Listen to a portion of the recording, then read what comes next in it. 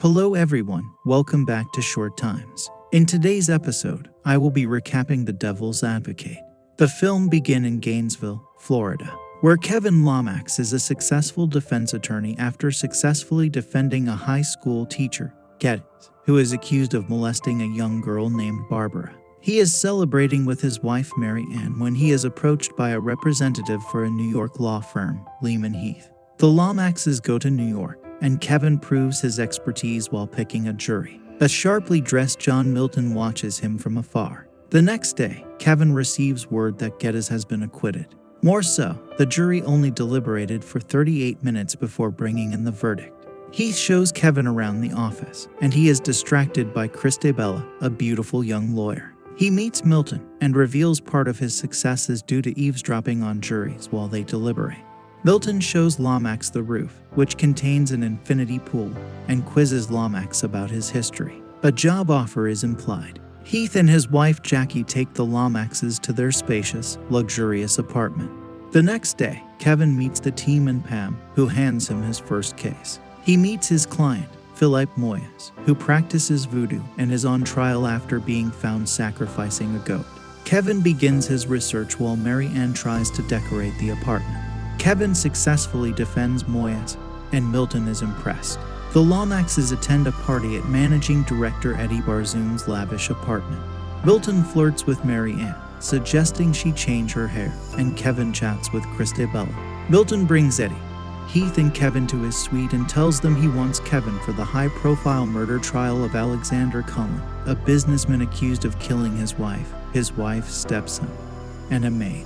Eddie and Heath are not happy with the decision to use Kevin as counsel. That night, Kevin returns to his apartment to find Mary Ann furious that she was left alone at the party. Kevin meets Alexander and convinces him that he can defend him. Mary Ann, Jackie, and Eddie's wife Diana try on expensive dresses, and Mary Ann watches as Jackie's face transforms into a demonic scowl. Kevin tries to console Mary Ann to no avail. After sadly claiming that she misses Kevin and feels lonely, Kevin suggests that they try to have a child. They begin to have sex, and Kevin imagines Mary Ann as Christabella. Mary Ann realizes something is wrong, and they stop.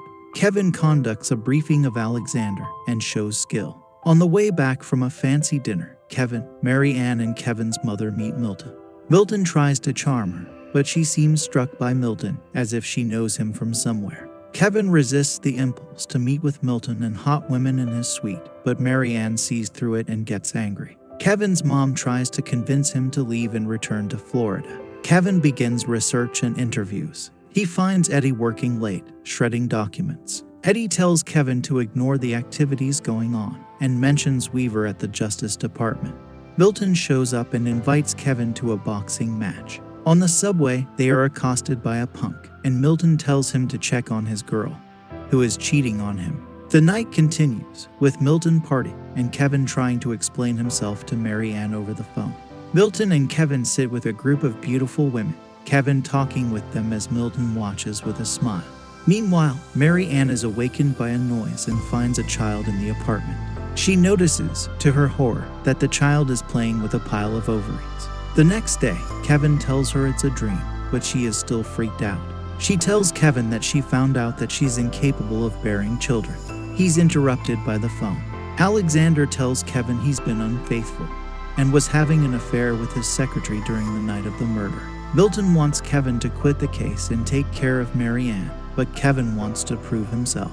Milton relents. The trial starts. Kevin's strategy is to make Alexander look awful, so he can later prove Alexander was sleeping with his secretary at the time of the murder. Eddie later confronts Kevin about his promotion and threatens to go to the Justice Department. Kevin tells Milton about the threat, and Eddie is chased by phantom joggers, then is beaten to death by homeless men who appear as demons. Mary Ann watches from her apartment window. Kevin briefs the secretary, Melissa, and in doing so figures out that she has never had sex with Cullen. He then learns about Eddie's death. He is perturbed by both the death and the secretary's lies. On the subway again, Milton tells Kevin to go with his gut. Back in the courtroom, as Milton watches, Kevin calls the secretary to the stand.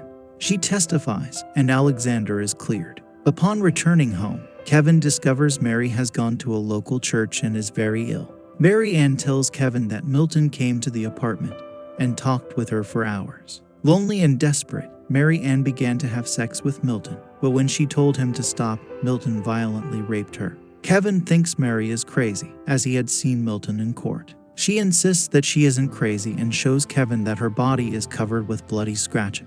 Thinking that she has done this to herself, he has her committed to a mental hospital.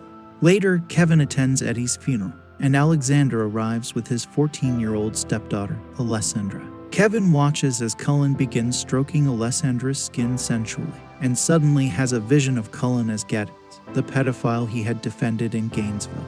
Realizing that Cullen was having an affair with his underage stepdaughter, and that Mary Ann may not be crazy after all, Kevin leaves the church. He is met by Mitch Weaver, who tells him that Eddie was going to testify against Milton. He convinces Kevin only after telling him that Geddes was found with the body of 10-year-old girl in the trunk of his car. Weaver tries to cross to Kevin to talk further, but is hit by a car and killed. As this happens, Milton smirks and boils holy water with his touch. Kevin goes to visit Mary Ann in the psych ward, and his mom is there. She tells Kevin his father was an NYC waiter, and Mary Ann sees Pam as a demon. She locks the door and slits her throat while Pam looks on. Later, Kevin's mother tells him the truth about his father. It's Milton. Kevin realizes Milton has been watching and helping him all along. Kevin leaves to see Milton, and Pam reassures him. No one is on the streets as he walks through New York. Kevin confronts Milton in his office and shoots him, but it has no effect. Milton reveals that he indeed is Satan, and Christabella is his half-sister. Milton wants them to take over the firm and conceive a baby. Kevin starts negotiating the deal, and the sculptures come alive. Christabella seduces Kevin, but at the critical moment, he commits suicide by shooting himself in the head. Enraged, Milton explodes into flames. As Kevin falls to the floor, Christabella shrivels to a mummified corpse, and Milton changes to his true angelic form, which looks exactly like Kevin. Suddenly, the entire scene rewinds back to the opening scene of the movie where Kevin finds himself facing a restroom mirror in the Florida courtroom. Kevin is contemplating defending the teacher whom he knows is guilty. He also finds Mary Ann waiting for him outside the men's room as he returns to the courtroom to begin the cross-examination of Barbara, the victim, to discredit her testimony. Before he can begin, he announces to the judge and jury that he cannot proceed with the trial and quits as the legal counsel, saying that it's the right thing. Kevin, aware of what has happened to him, realizes that by divine intervention, he has been given a second chance to do good rather than for what he is told to. As Kevin and Mary Ann leave the courthouse, he is pursued by a reporter to ask him for an exclusive interview about his decision to quit the case and of being a lawyer with a conscience. Kevin initially refuses, but when the reporter and Mary Ann both encourage him, Kevin agrees to phone him later for the exclusive. As Kevin and Mary Ann walk out of the courthouse, the reporter morphs into John Milton, who smiles and adds the closing line, "Vanity. Definitely my favorite sin." That's it for our quick rundown of The Devil's Advocate. Let me know in the comments if you've seen the movie and what you thought of it. Don't forget to hit the subscribe button and give it a thumbs up. Stay tuned for more exciting recaps, and I'll see you in the next one.